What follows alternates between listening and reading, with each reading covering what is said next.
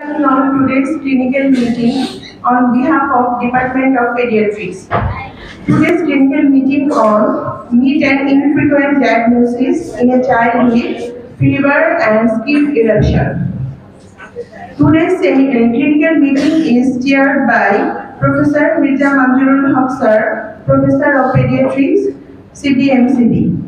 And today's clinical meeting, there are resource persons are Professor M. Karim Khan Sir, Professor A.S.M. Ruhul Kudus Sir, and Dr. Kamru Jamal Sir. And today's speaker is Dr. Nasim Ahmed Rifat, Indoor Medical Officer, CBMC HB. Now, I would like to our chairperson sir and resource person sirs come to the dais and conduct the rest of the session. Thank you, sir. Assalamu alaikum, very good morning. My dear colleagues and dear students. Holy Ramadan Mubarak.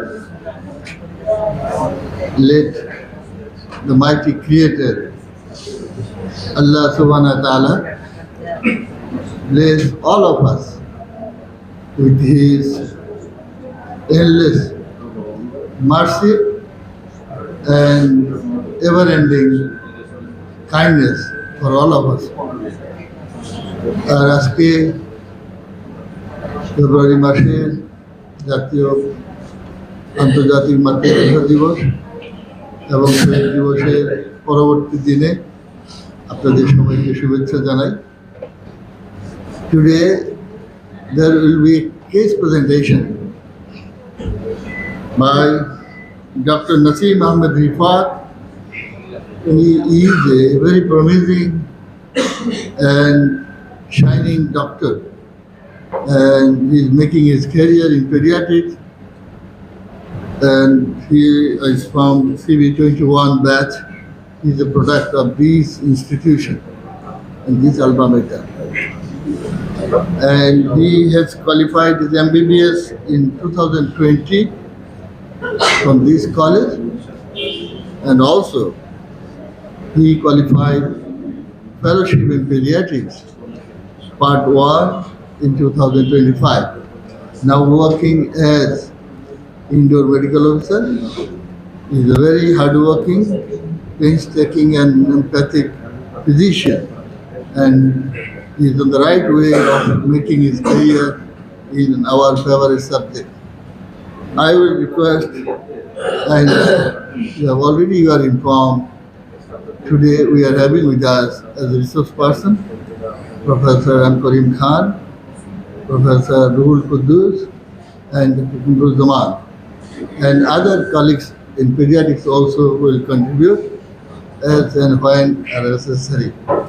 So I will now request Dr. Nasim Ahmed Rifat to start his presentation. I believe you will enjoy the diversity and the dialogue of the diagnosis, the case he will present here today. Thank you very much. With these few words, I request Nasim to start his presentation. Presented here, all my respected teachers, my seniors and my junior colleagues, Assalamu alaikum. Today, I am here to present the case. With the permission of our honorable chairperson, sir, I would like to start my presentation from here. Particulars of the patient. Tahia, 3.5 years old, Muslim girl, hailing from Fulbaria Mymensingh. Date of admission and examination was 21st August 2025. Her father was informed. Presenting complaints: fever for 5 days, redness of both eyes for same duration, inability to take food for same duration. History of present illness. According to the statement of informants, child was reasonably well 5 days back. Then she developed fever, which was high grade and continued in nature. Highest recorded temperature was 104 degree Fahrenheit. was subsided after taking paracetamol. She also complained redness of both eyes for same duration as stated with swelling of eyelids and purulent discharge. She complained inability to take food for 5 days. On query, father gave history of redness around the neck and axilla. There was no history of diarrhea, vomiting, convulsion, other bleeding manifestation, taking any offending drugs, or contact with any TB patient. With these above complaints, she got admitted into this hospital for better management. No significant past history. Birth history was uneventful. She was exclusively breastfed for 6 months, then weaning started, and now she is on usual family life. Developmental history was age appropriate.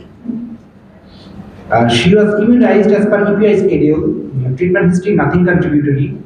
Belongs to a middle income group family. First and only issue of non-consanguineous parents. Both are healthy and alive. Here comes the general examination. Patient was ill-looking, mildly pale, jaundice, dehydration, edema, cyanosis, clubbing, polynychia, and leukocythemia was absent. Lymph node. Right-sided cervical lymph node was enlarged, sized 1.5 by 1.5 centimeter, which was non-tender, firm in consistency, not fixed to underlying structure or overlying skin, and no discharging sinus was present. BCG mark was present, skin survey, redness and excoriation present over the neck and axilla, eyes, bilateral conjunctival congestion was present, ear, nose, throat was normal. These are the findings we captured. We tried to capture actually. Vital signs. Temperature 102 degree Fahrenheit, pulse was 114 beats per minute, respiratory rate 32 breaths per minute, and blood pressure was 80 by 50 millimeter of mercury. Anthropometry, weight was 11 kg, height was 90 centimeter, Z-score, weight for A is minus 1.25 standard deviation, height for A is minus 2.3 standard deviation, and weight for height was minus 1.3 standard deviation. Let's move on to systemic examination. Alimentary system. Mouth and oral cavity, we found cracked lip and strawberry tongue was present. Abdomen proper inspection, shape was normal, no visible peristalsis, dilated veins, mass, epigastric pulsation or any spurs. Flanks are not full, umbilically inverted and was centrally placed. These are the cracked lip and strawberry tongue we found. We tried to capture. Hardial orifice intake, external cavea was normal, palpation, superficial, temperature normal, tenderness was absent. Deep palpation, no organomegaly we found. Fluid thrill was absent, percussion, tympanic, shifting dullness was absent, auscultation, burn sound present. Cardiovascular system, heart rate was 114 beats per minute, which was regular in nature. Blood pressure 80 by 50 millimeter of mercury, regular venous pressure not raised. Examination of precordium, inspection, no precordial bulge or any other scar marks was present, no visible impulse, pulsation, apex beat at left fourth intercostal space medial to the midclavicular line. Left parasternal hip and palpable pit was absent. Auscultation. Heart sound, first and second heart sound were audible in all four cardiac areas. Murmur was absent. Nervous system, highest psychic function, patient was ill-looking, cranial nerve intake, motor function normal, sensory function intake, signs of cerebral lesion absent, signs of meningeal irritation also absent, gait was normal. Respiratory system examination, inspection. Shape of the chest was normal, respiratory rate 32 breaths per minute, movement was bilaterally symmetrical. Percussion, trachea centrally placed, apex tip at left fourth intercostal space, just medial to the midclavicular line. Vocal parameters was normal. Percussion resonance, auscultation, breath sound, vesicular and no added sound we found. and other system examination reveals no abnormalities. Now comes to salient feature. Tahia, 3.5 years old child, only issue of non-consanguineous parents, admitted with the complaints of high-grade continued fever for 5 days. Highest recorded temperature was 104 degree Fahrenheit, which was subsided after taking paracetamol. She complained redness of both eyes associated with eyelid swelling and purulent discharge. Also, complained inability to take food. On query, her father gave history of ecchymotic lesion over the neck and axilla. There was no history of diarrhea, vomiting, convulsion, bleeding manifestation, taking any other offending drug or contact with any TB patient. On examination, patient was ill-looking, febrile, mildly pale, red tractate and strawberry tongue was present. There was right cervical lymphadenopathy, bilateral conjunctival congestion and scaly lesion around the neck and axilla was present. So let's move on to provisional diagnosis. Involved. Eye is involved. Skin is involved. And temperature is here. And other lesion is also described. So, other specialties, especially dermatology, pathology, and highlight other subjects. This comes to work on diagnosis.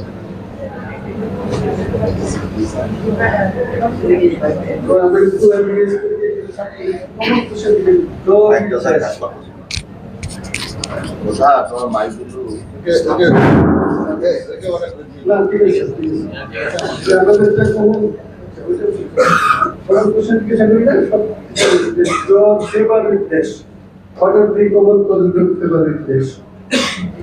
যে কেসটা present করা হয়েছে common case হতে পারে ফুলেরটা এর যাই হোক আমরা কমন জিনিস অবশ্যই কমন আমরা কমন চিন্তা করবো কমন কেস এই কেসটা যে 5 দিনের জ্বর তার রেস্ট তার আইবিস তৈরি হয়ে গেছে আমাদের যদি আমরা প্রথম ডায়াগনোসিস আমাদের ডায়াগনোসিস কি হবে তারপরে একটা ইমিউনো করা আছে কি হবে ভাইরাল ফিভার আমাদের first diagnosis viral fever viral fever ছাড়াও কিন্তু আমাদের ওষুধ আছে যে মাল্টি সিস্টেম ইমপ্রুভমেন্ট আছে না কোন জায়গায় আমরা পিএইচডিতে আক্রান্তের দিছিলাম জয়েন্ট টু সোয়েল আছে কিনা না সেটা বা জয়েন্ট কথা আছে কিনা আমরা হিস্ট্রি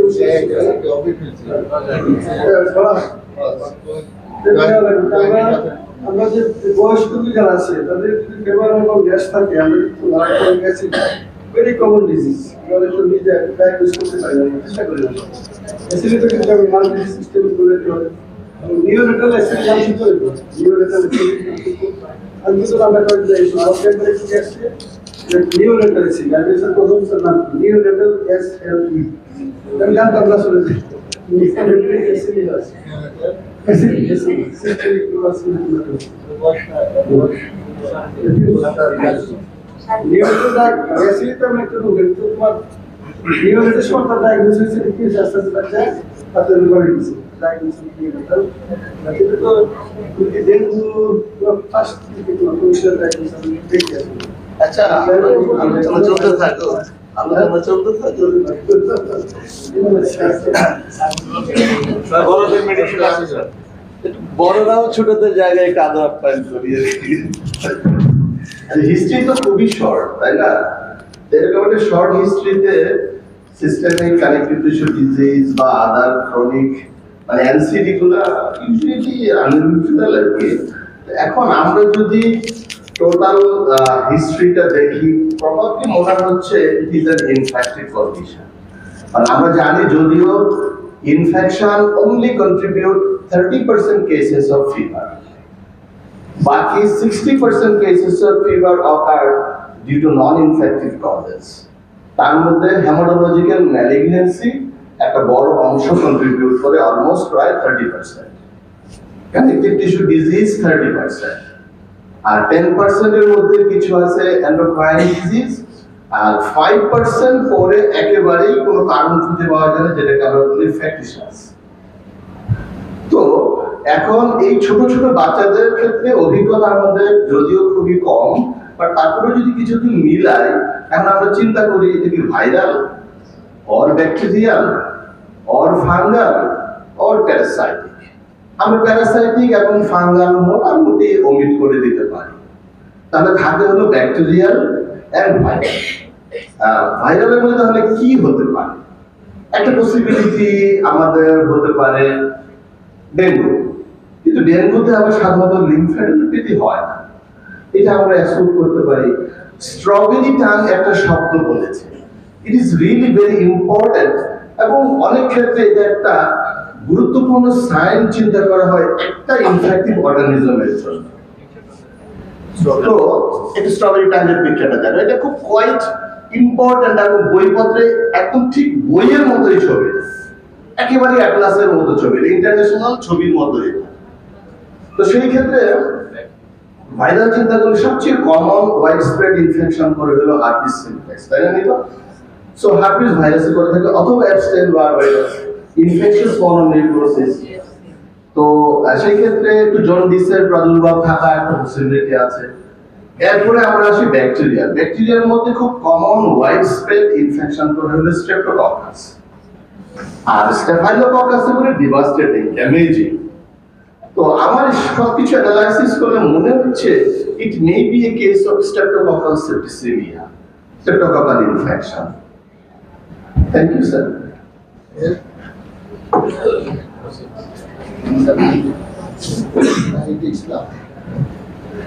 ধন্যবাদ স্যার। এখানে যদি আমাদের রাউন্ডের কিছু ফিচার আসছে, যেমন স্ট্রবেরি ট্রামিয়ার হলো প্রথম, যদি আমরা ডিফারেন্সিয়াল ডায়াগনোস করি সেখানে স্কারলেট ফিভার, 2 নাম্বার আসবে হলো কাওয়াসাকি ডিজিজ, আর 3 নাম্বার হলো কোনো ডেফিসিয়েন্সি, সেটা ভিটামিন ডি, বি12, ফলিক অ্যাসিড এটা। আর যদি র্যাশের কথা বলা হয়, তার চোখে র্যাশ আছে, কনজাংটিভাইটিস আছে, ওই ক্ষেত্রে প্রথমে হলো Kawasaki disease. Thank you sir. Workout হচ্ছে সুন্দর।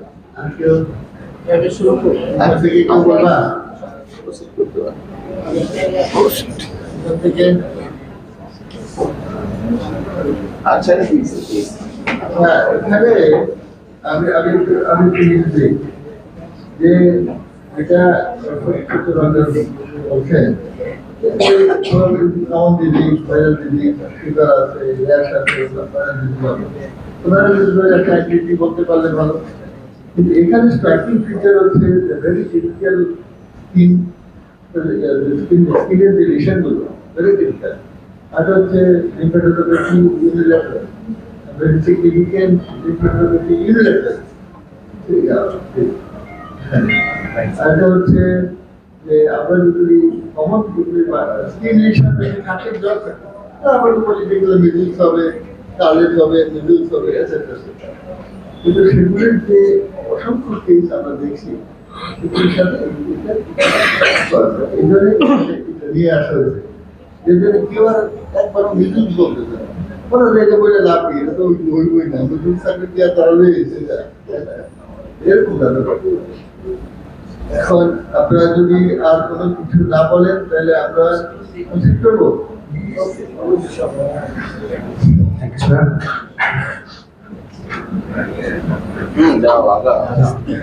Provisional diagnosis is Kawasaki disease, and let's move on to differentials. As Madam said, scarlet fever, septic infectious mononucleosis, and dengue fever. Investigations. Complete blood count, hemoglobin was 10.5 gram per deciliter. Total count of WBC, 10,000 per cubic millimeter. Total count of RBC count was 4.59 million per microliter, and total count of platelet was 173,000 per cubic millimeter. ESR was 108 millimeter in first hour, and CRP was 111.3 milligram per liter. LGBT or ALT was 105.2 unit per liter. Dengue NS1 antigen, dengue antibody for IgG and IgM all were negative. Echocardiogram, we found normal study, and left ventricular ejection fraction was 87%. These are the pictures of investigations. This is echocardiography. And these my CDCs before and after. This is the CRP report before and after.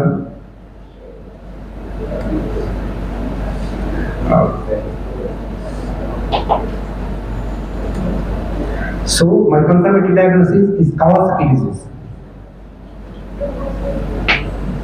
Treatment. Counsel the parents about the disease, complication and treatment.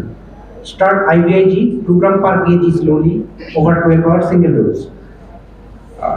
Aspirin 30 to 50 milligram per kg initially 6 hourly, and then when fever resolves we move on to 3 to 5 milligram per kg per day once daily, low dose. Stop aspirin when platelet count and ESR become normal and no coronary abnormality found. Follow up the patient and provide supportive measure if required. Let's move on to follow up. Echocardiogram should be done at 2nd week and 6 to 8 weeks. Low dose of aspirin should be continued in 6 to 8 weeks. If coronary function normal, aspirin can be stopped. If aneurysm develops, long-term treatment and follow-up should be ensured. And live vaccines such as measles, rubella, varicella, etc. should be taken at least 11 months after IVIG given. Prognosis: if early IVIG given within 10 days, prognosis is good. Most of the children, about more than 95%, recover completely, and mortality rate was less than 0.5%. Main determinant is coronary artery involvement. 20 to 25% untreated patients develop coronary artery aneurysm, and percentage is reduced to less than 5% if patient undergone treatment. Small and medium aneurysm 50 to 60% may regress over time, but giant ones increases risk of thrombosis, myocardial infarction, long-term ischemic heart disease, and rarely sudden death.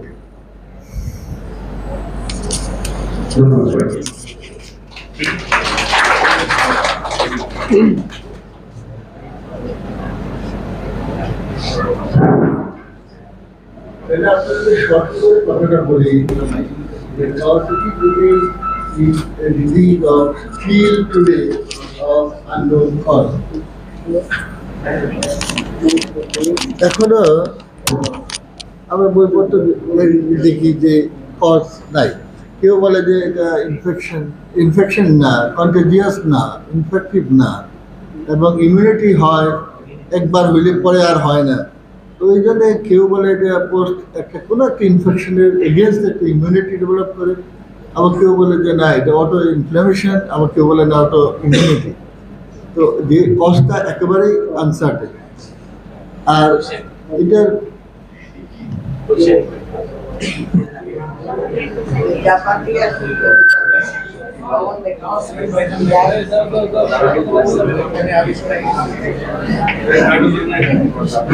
Sir যদি কেউ question না করতে চান তো Kawasaki জিনিসটা আমাদের দেশে কেমন কমন এগুলো স্যার একটা কোশ্চেন আপনারা আপনাদের প্র্যাকটিসিং লাইব্রেরি লেভেল কি পাচ্ছেন স্যার এগুলো একটা কোশ্চেন কোন দেশের বেশি common Sir, we have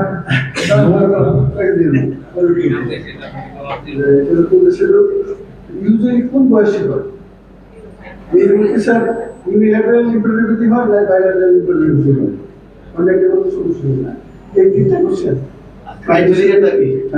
diagnostic criteria কিসের উপর ভিত্তি করে তুই বলে Kawasaki disease একটা কোশ্চেন স্যার তাহলে অনেক সময় লাগবে sir Sir, we have no definite study that মানে বাংলাদেশে কতটুকু হয় এটা ডাইরেক্টলি স্টাডি পাওয়া যায় না। তবে স্যার নর্থ ইস্ট এশিয়ান রিজিয়নে স্যার মোটামুটি 1 লাখ বাচ্চাদের স্যার 100 জনে Kawasaki পাওয়া যায়, এবং কি স্যার ইউরোপ আমেরিকাতে স্যার এটা আরো কম, মানে স্যার 5 to 25 in 1 লাখ।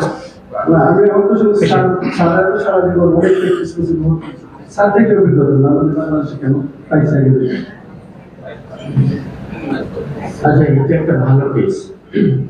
আমরা গত 4-5 মাসে 3-4টা কেস পাইছি। সুতরাং আমি আমাদের ওয়ার্ডে পাইছি আমরা 3টা। এটা কি নিয়ে আসে? less than 5 years, এই ডিজিজটা হয় উইদিন 5 ইয়ার্স বেশি। আর এটা মূল জিনিসটা কি, এটা হচ্ছে একটা ভাস্কুলাইটিস, মিডিয়াম ভেসেলসে ভাস্কুলাইটিস হয় এবং acute febrile vasculitis less than 5 years, এটা হচ্ছে একটা। আর চারটা ক্রাইটেরিয়া সাধারণত জ্বরের সঙ্গে যদি থাকে, সাধারণত যেটা বলা হয় যে কনজাংটিভাইটিস, এটা usually not problem but maybe problem. 2 number হচ্ছে এটা ইউনিল্যাটারাল লিম্ফেডিনোপ্যাথি হতে পারে। 3 নাম্বার যেটা বলা হয় সেটা হচ্ছে যে ইডিমা হতে পারে, পায়ে এগুলোতে ইডিমা হতে পারে। আর র্যাশ, মরবিলিফর্ম র্যাশ বা পলিমরফাস র্যাশ যেটা আমরা বলি, সেটা থাকতে পারে। তাহলে acute febrile illness less than 5 years along with all these things যদি 4টা অথবা 3টা থাকে তখন আমরা এটাকে সাসপেক্ট করি যে হ্যাঁ এটা। তবে সবার আগে মাথায় যদি এটা না থাকে তাহলে আমরা এটাকে ডায়াগনোসিস হিসেবে আনবো। আমি কিন্তু প্রথম কেসটা 6 মাস আগে যখন পাই আমি এটাকে আনতে চাইছিলাম না, কিন্তু এরা সবাই বললো যে স্যার এটা কাওয়াসাকি হতে পারে। এবং আলটিমেটলি যে প্রথম কেসটা ও একটু আমাদের উপর বিরক্ত হইল যে আমরা কিছু বলি না কেন এইটা সেটা। আমরা যখন বললাম যে এটা কাওয়াসাকি ডিজিজ হতে পারে তখন সে আমাদের উপর থেকে আস্থা হারায় ফেললো এবং সে চলে গেল এভার কেয়ারে। ওরা যা বললো না এটা কাওয়াসাকি, তখন সে আবার ফেরত আসলো যে হ্যাঁ এটা কাওয়াসাকি। তাহলে এটা ট্রিটমেন্ট বেসিক্যালি আইভিআইজি। যদি আইভিআইজি দেওয়ার সামর্থ্য না থাকে তাহলে এইটাতে আমরা সাধারণত যেটা ইউজ করি সেটা হচ্ছে মিথাইল প্রেডিসোলন এবং আমরা অ্যাসপিরিন। মূল ট্রিটমেন্ট হচ্ছে অ্যাসপিরিন। সমস্যা একটাই বড় সমস্যা, সেটা হচ্ছে অ্যানিউরিজম, অ্যাওর্টিক অ্যানিউরিজম। এই অ্যাওর্টিক অ্যানিউরিজমটাকে প্রিভেন্ট করার জন্য আমাদের এই প্রচেষ্টা। এটা একটা জাপানি ভদ্রলোক আবিষ্কার করেন এবং তার নাম অনুসারে কাওয়াসাকি, এবং এটা জাপানেই বেশি হয়। অন্যান্য ডিজিজের চেয়ে এটা তাদের ক্ষেত্রে, তাদের বাচ্চাদের ক্ষেত্রে এটা বেশি পরিলক্ষিত হয়, সেজন্য এটাকে কাওয়াসাকি ডিজিজ বলা হয়। মূল জিনিস এইটুকু। কিন্তু আমরা যদি অ্যাসপিরিন না দিই এবং এই অ্যাসপিরিনটা it is to be continued for 6 থেকে 8 সপ্তাহ। আমরা শুরু করি 30 to 50 অনেক বড় ডোজ বাচ্চাদের জন্য। সাবসিকুয়েন্টলি আমরা এটাকে 3 থেকে 5 মিলিগ্রাম পার কেজি হিসাবে এটাকে কন্টিনিউ করি। আর সঙ্গে অ্যান্টিবায়োটিক্স এটসেট্রা যদিও খুব বেশি রোল নাই, কিন্তু যেহেতু লিম্ফেডিনোপ্যাথি থাকে, এরকম টানতে এরকম থাকে, সেই জন্য আমরা এই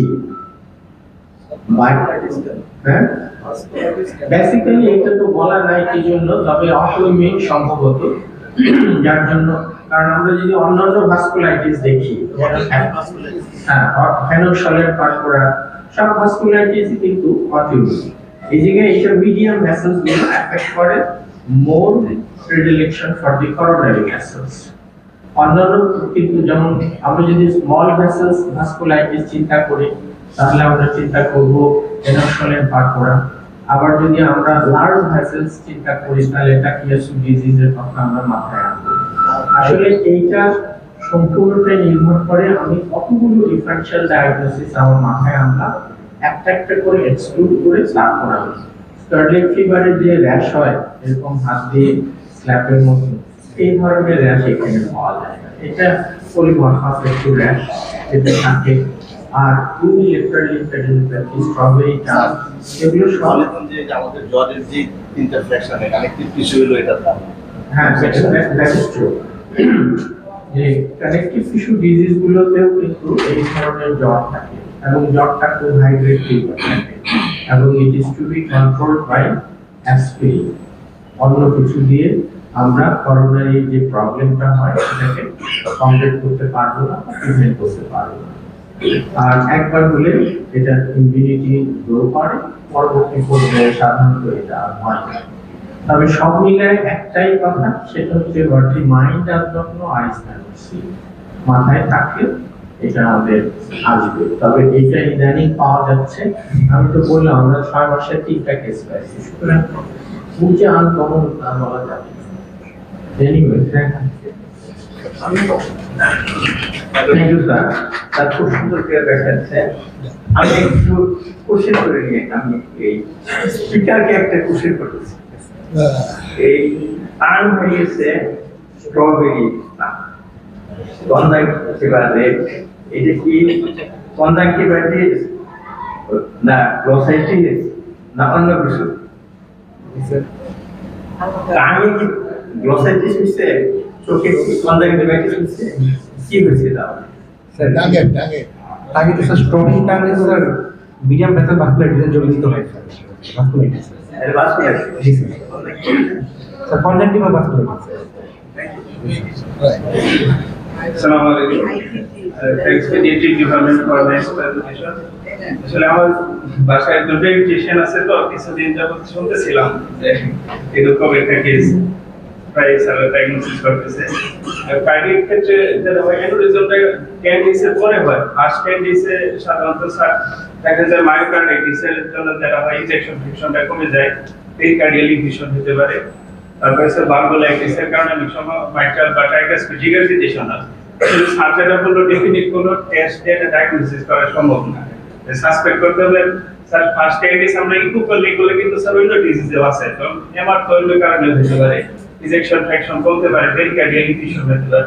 তবে স্যার মানে করোনারি আর্টারি অ্যানুরিজম আমরাও এখনো দেখি নাই স্যার। আমি একটা কেস এখনো দেখতে পাইনি। আপনারা যেটা স্যার সাসপেক্ট করে পাঠিয়েছিলেন এটা আমরা স্যার করোনারি অ্যানুরিজম পাইনি আমরা। স্যার যেটা হলো স্যার ওই আর্লি 10 ডেজের মধ্যে যদি ডায়াগনোসিস না করা যায় তাহলে করোনারি অ্যানুরিজম ডেভেলপ করে, এবং এটা যদি 10 ডেজের ভিতরে বড় হয়ে যায় তাহলে খুবই ডেঞ্জারাস, এটা সিভিয়ার পর্যায়ে চলে যায়। এবং এটা স্যার আপনি আরেকটা জিনিস আপনাদের কাছ থেকে জানতে চাইতেছি, সেটা হলো স্যার মানে এটা কি ইমিউনোগ্লোবুলিন কোনো হেল্প করে স্যার? মানে ট্রিটমেন্টে কি আমরা শুধু কি জাস্ট ট্রিটমেন্ট করব নাকি ইমিউনোগ্লোবুলিন দিলে কোনো ইমপ্রুভমেন্ট হবে? আমরা আইজিআইজি দিয়ে শুরু করি। ট্রিটমেন্টটা যদি মানে 10 ডেজের মধ্যে কি করলে তারপরে কমপ্লিকেশনটা অ্যাভয়েড করতে পারি? না, ও শুরুতে বলছে যে আমরা যে আইজি টাইপ ব্যায়াম রাইট আইডিয়া, কিন্তু ওইটা এত sir medium vessel vasculitis Most of the viral disease. Sir,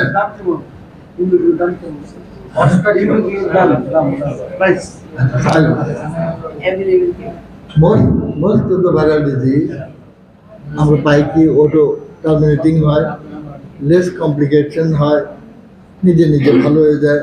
এই জন্য আমরা বলি যে থাকুক।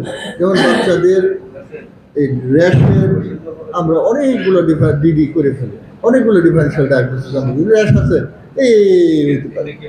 যদি ডায়াগনোসিস পিন পয়েন্ট করতে পারলে করলাম, নাইলে নাই। হ্যাঁ, চিকিৎসাতে একই, ওই প্যারাসিটামল, অ্যান্টিহিস্টামিন, হাইড্রেশন ইত্যাদি ইত্যাদি।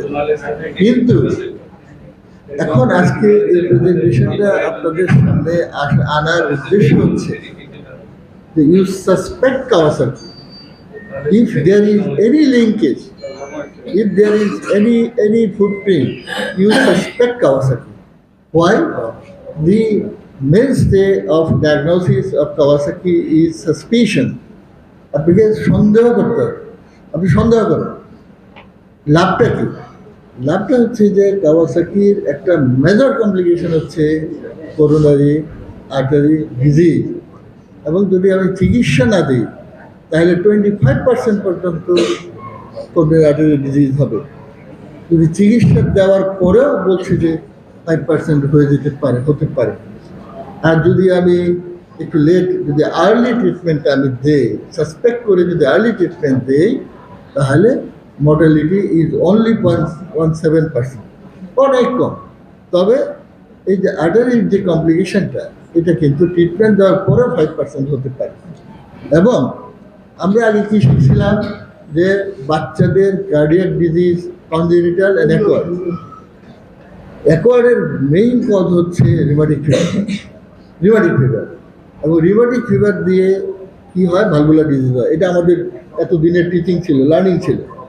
কিন্তু মডার্ন ওয়ার্ল্ডে already has been changed, and this rheumatic fever has been replaced by Kawasaki disease. Kawasaki disease. এখন প্রশ্ন হচ্ছে যে তাহলে কি আমাদের কাওয়াসাকি ডিজিজ কি আগে আমাদের দেশে ছিল না? ও হয়তো ছিল, আমরা ডায়াগনোস করতে পারি না। আগে আমরা আল্ট্রাসোনোগ্রাফি তো বড়দের ওই করোনারা ডিজিজ এইটা সেটা এগুলি তো করার সুযোগ ছিল না আমাদের ইকোকার্ডিওগ্রাফি। বাচ্চাদের আর্টারাইটিস দেখা তো বহু দূরের কথা, তাই না? অনেকে বলে যে এটা মেনলি জাপানের ডিজিজ, যার জন্য জাপানি ভদ্রলোকের নামে রাগ হয়েছে। হ্যাঁ, ওই কি টোমোসাকু কাওয়াসাকি সাহেব 1967 সনে উনি রিপোর্ট করছে, 67 সনে রিপোর্ট করছে। তার আগে কি ছিল না? হয়তো ছিল, হয়তো তারাই ডায়াগনোসিস করতে পারে না। কিন্তু এটা বলা হতো যে প্যাসিফিক জোনের ওই প্যাসিফিক ওশানের ওই জোনের রোগ। কিন্তু এখন দেখা যাচ্ছে ইউরোপ, আমেরিকা, এশিয়া সব জায়গায় ইনসিডেন্স আছে। তাহলে কি বাংলাদেশে ছিল না? বাংলাদেশে ছিল। এখন যেহেতু মডালিটি অফ ডায়াগনোসিস এবং সুযোগ সুবিধা বাড়ছে, যার জন্যে আমাদের কি ডায়াগনোসিস বাড়তেছে। বিএসএমএতে যে রিপোর্ট আসছে সেটা 2015-তে মাত্র কেস পেয়েছে 18টা, আবার যখন 2019-এ কেস এসে গেছে 42টা বিএসএমএতে। বাংলাদেশে বিএসএমএতে রিপোর্টিং হয় কাওয়াসাকি রেগুলার, আর হয় বোধহয় এবার কেয়ার হসপিটালে। আমাদের হসপিটালে আমার ইউনিটিতে 2-3টা কেস আমরা করলাম। এই না মুক্তাগাছার একটা বাচ্চা, আমরা 2-3টা করছি। করিম ভাই আপনার তো অভিজ্ঞতা কি, রুল কুদ্দুস তারপর বলতে পারবে। আমরা 5-7টা কেস তো কয়েক বছর আমরা করছি, ডায়াগনোসিস করছি। তো বলবেন যে আপনি কনফার্ম করলেন কীভাবে? Confirm no medical test yet present for diagnosis, confirm diagnosis of Kawasaki. তাহলে আমাকে ক্লিনিক্যালি ডায়াগনোসিসটা করতে হবে with the supporting evidences of other paramedical lab investigation করতে হবে। আর যেহেতু এর complication, most important complication is cardiogenic, মানে আর্টারাইটিস, করোনারি আর্টারাইটিস, এবং এইটা পার্মানেন্ট ড্যামেজ করবে এবং এটা থেকে যাবে তার সারা জীবনের জন্য। সুতরাং এটাকে গুরুত্ব সহকারে বিবেচনা করার জন্যেই, এবং একটা কথা হচ্ছে যে কাওয়াসাকি আছে শুধু জাপানের রোগ না, এটা সারা ওয়ার্ল্ডের রোগ। 2 নম্বর মেসেজটা হচ্ছে এটা রোগের ইনসিডেন্স বাড়তেছে না, ডায়াগনোসিসের ইনসিডেন্স বাড়তেছে। ফর ফ্যাসিলিটিস ডায়াগনোসিস ইনসিডেন্স বাড়তেছে। আর বাংলাদেশেও এটা আছে, ভালোভাবেই আছে এবং তার যথেষ্ট শক্তিমত্তা নিয়েই আছে। সুতরাং আমাদেরকে সাসপেক্ট করতে হবে এই রোগটাকে, এবং সাসপেক্ট করার সাথে সাথে চিকিৎসা দিতে হবে। নাইলে আমরা কী করব? যদি চিকিৎসা না দেয়, বলছে 25% কেসে কী হবে? করোনারি আর্টারি ডিজিজ হবে, এবং সেটা will lead to acquired heart disease of the child. এই উদ্দেশ্য নিয়ে আজকে আমরা এই কেসটা আপনাদের সামনে শুধুমাত্র অ্যাওয়ারনেসের জন্য আনা হয়েছে, আর কিছু। Thank you very much. Roll Kuddus, roll Kuddus, আমার একটা কোশ্চেন আছে স্যার। ডক্টর কামরুজ্জামান। একটা কোশ্চেন করেছি স্যার, যে আমি যদি ভাস্কুলাইটিস ডিজিজ কনফার্ম করতে চাই, আমাকে বায়োপসি করা লাগবে না স্যার? কিন্তু আমরা তো আসলে বায়োপসি করি না। বায়োপসি না করে আমরা ফার্স্ট সিম্পল টেস্ট করে তুমি বুঝতে পারবে yes the patient suffering from vasculitis. তুমি যদি ডেভিডসন দিতে ভালো করে পড়ো, উত্তর দিতে পারবো না, হয়তো উত্তর দিতে পারবো। ভাস্কুলাইটিসটা আমরা তো বায়োপসি করি না আসলে, কিন্তু আমরা কী করি? আমরা অন্য 2টা টেস্ট করি, করে আমরা কি বুঝতে পারি yes the patient is suffering from vasculitis. Answer দিতে পারাটা খুব কঠিন।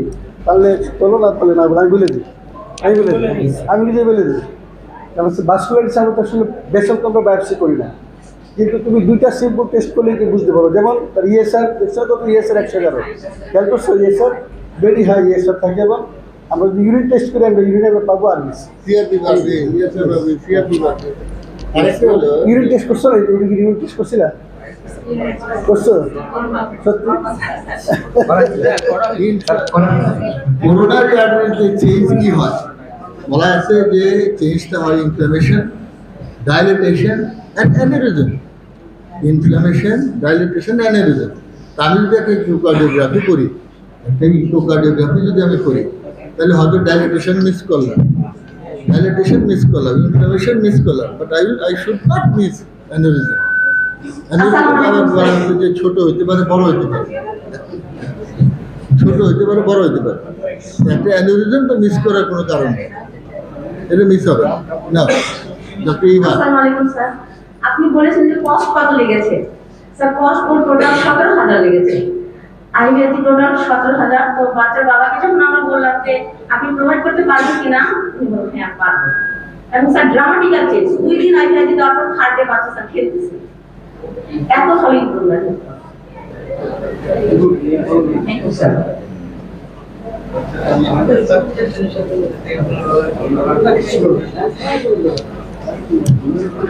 আপনারা এই পেডিয়াট্রিক্সের লোকজন কই, কথা বলে না কেন?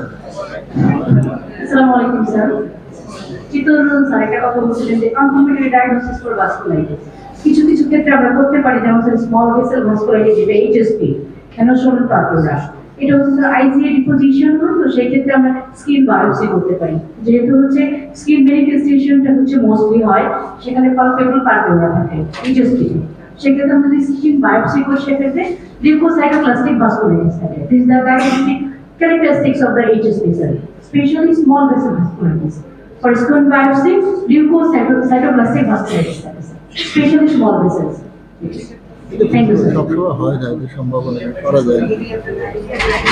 নন invasive very simple investigation is echocardiogram.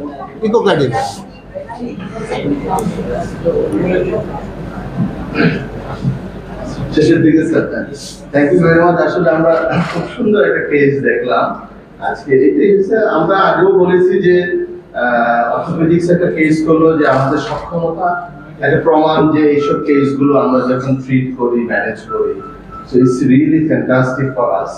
তো thank you very much department of paediatrics. অসম্ভব সুন্দর, কারণ এই কাওয়াসাকি ভাস্কুলাইটিস খুব একটা কমন না।